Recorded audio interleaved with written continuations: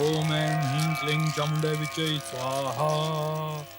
ओम ऐं ह्रीं क्लीं चामुण्डैविच्चै स्वाहा। ओम ऐं ह्रीं क्लीं चामुण्डैविच्चै स्वाहा। प्रणाम गुरुवर। आयुष्मान भव।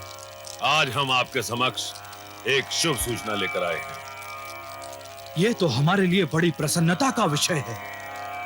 पुत्र संघार का सुर के वध के पश्चात आज प्रथम बार तुम्हारे मुख पर प्रसन्नता देखकर हृदय गदगद हो गया। कहो, क्या शुभ समाचार लाए हो तुम लोग?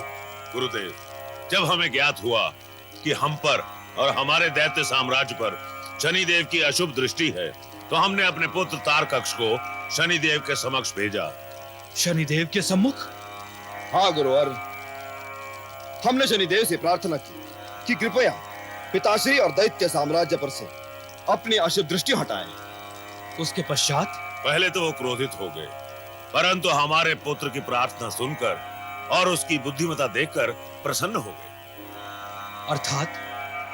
कृपया विस्तार पूर्वक बताओ पुत्र।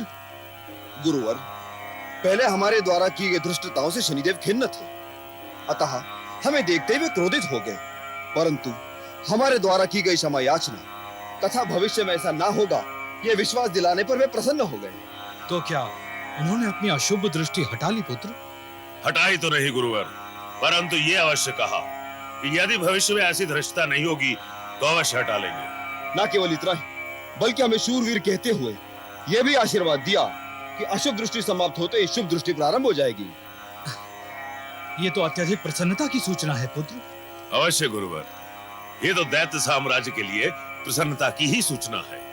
गुरुवर, इसी प्रसन्नता के साथ आप हमें आज्ञा दीजिए कि हम इंद्रलोक पर आक्रमण करके पुनः इंद्रासन को प्राप्त कर सकें। नहीं, यह आक्रमण करने के लिए उचित घड़ी नहीं है पुत्र। और ऋषिवर, ये हम समय आने पर ही बताएंगे।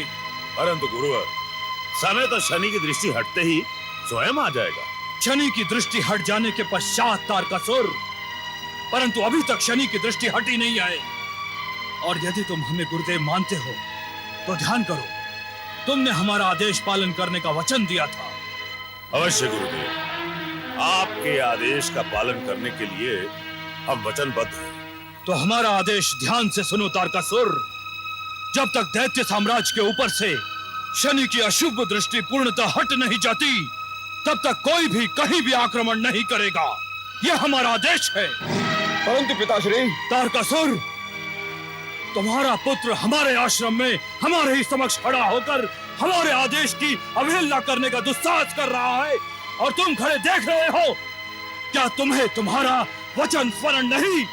क्षमा क्षमा गुरुदेव, इसे एक बालक समझ के क्षमा कर दीजिए। तारकक्ष, अपनी इस धृष्टता के लिए गुरुदेव से क्षमा मांगो, और गुरुदेव के आदेश के पश्चात किंतु परंतु के स्थान पर जो आज्ञा गुरुदेव कहना सीखो। क्षमा मांगो। क्षमा चाहता हूँ गुरुदेव। तारकक्ष, उचित समय की प्रतीक्षा करो, तुम्हें तुम्हारा इंद्रासन अवश्य मिलेगा। यह दैत्य गुरु विश्वरूप का वचन है।